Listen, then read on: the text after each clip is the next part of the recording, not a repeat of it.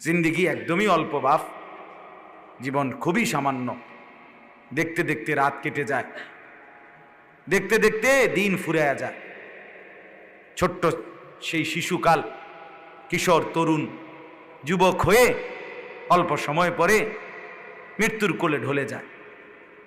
হঠাৎ একদিন মৃত্যু এসে সব হিসাব কিতাব, সব প্ল্যান, প্রোগ্রাম, পরিকল্পনা, ইচ্ছা, আকাঙ্ক্ষা সব কিছু এসে মালাকুল মৌত এসে ছিনায় নিয়ে যায়। দুনিয়ার জায়গাতেই থাইকা যায়। এই ব্যস্ততম দুনিয়া, সে 1 মিনিট আমার মৃত্যুতে থামবে না ভাই।